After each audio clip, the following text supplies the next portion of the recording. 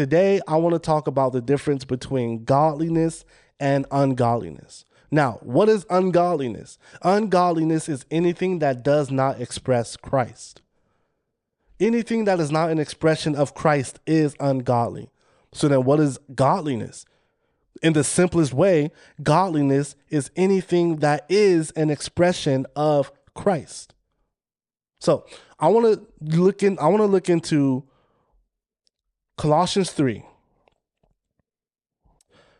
Starting from verse 5, Colossians chapter 3, verse 5. And Paul gives a wonderful distinction of godly character versus ungodly character. And starting from verse 5, he says, Colossians chapter 3, verse 5, therefore consider the members of your earthly body as dead to immorality, impurity, passions, evil desires, and greed, which amounts to idolatry. Basically, consider yourselves to be dead to immorality, to impurities, to evil passions, to evil desires, and greed. What does this mean? Well, think about pornography, right? A lot of us may have struggled with pornography. Well, consider yourselves to be dead to pornography. A lot of us struggle with alcoholism, right? We couldn't stop getting drunk. Well, now you can consider yourself to be dead to that. A lot of us couldn't stop going to parties and doing drugs.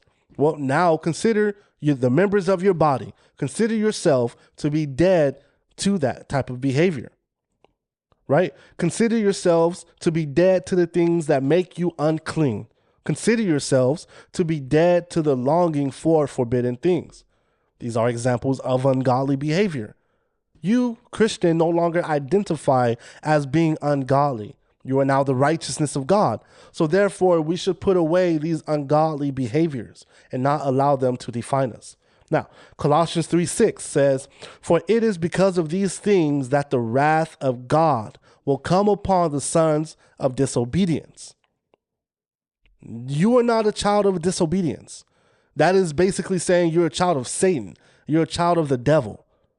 And Christians don't identify as being children of the devil, right? So he's not talking about Christians being sons of the devil. He's saying, hey, these types of behavior belong to a specific group of people who are sons and daughters of disobedience, right? They don't identify with God. They identify with the devil. Now, Paul is highlighting that these are expressions of the ungodly and not of those who are children of God. It is no longer who we are.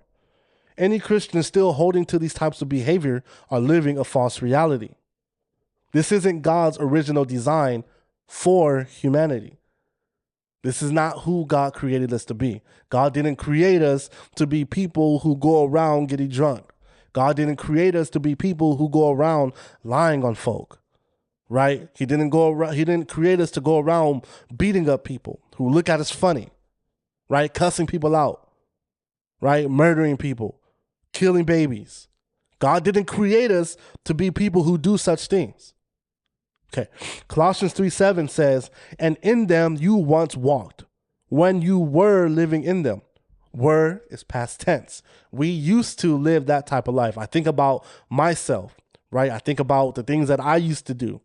Right, when I was a son of disobedience, right? I liked the things that I did. I enjoyed the things that I did. But now we have a new swag. Now we have a new walk. Now we do things differently, right? Now we have a new way.